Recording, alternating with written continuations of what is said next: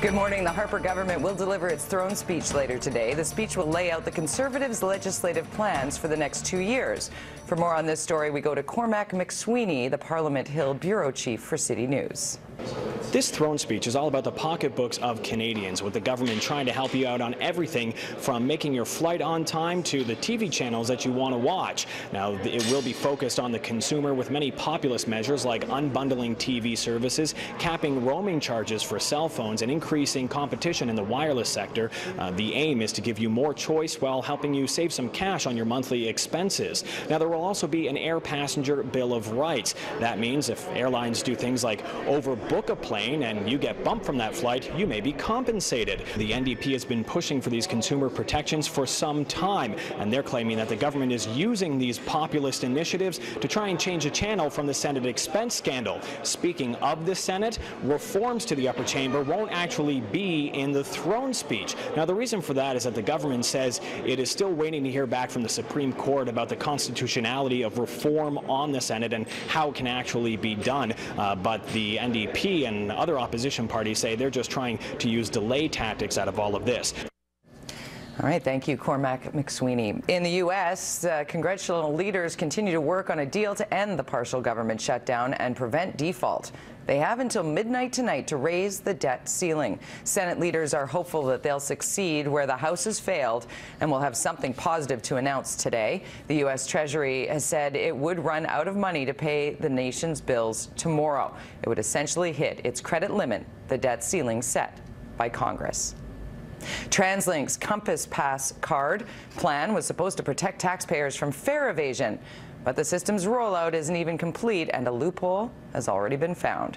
Compass cards require a rider to scan upon entering a station and then to scan again when getting off the train or bus. The card automatically charges a 3-zone fare, then credits your account when you get off in 1 zone or 2.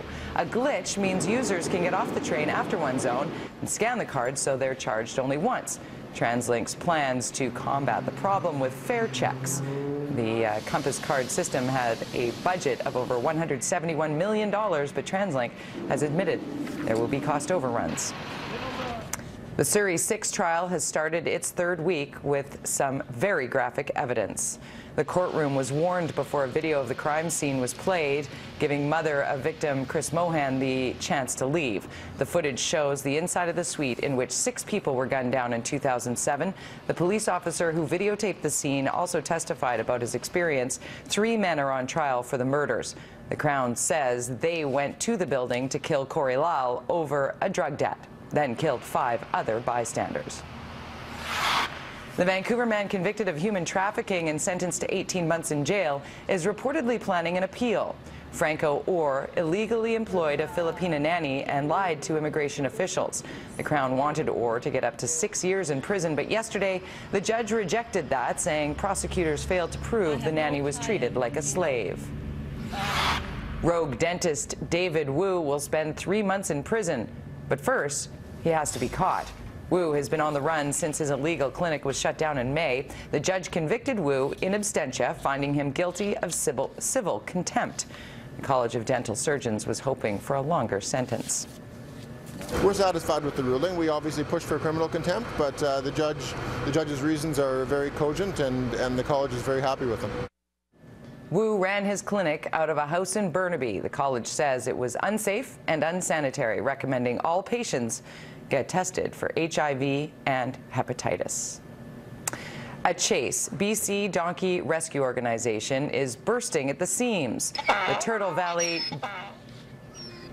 Turtle Valley Donkey Refuge takes in and cares for donkeys from around North America.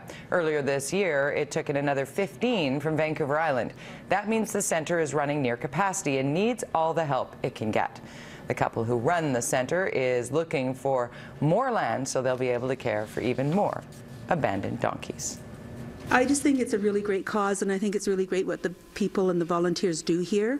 And I'm sure it's very expensive to keep these animals, and I think it's very sad, the beginning of the life that they've had.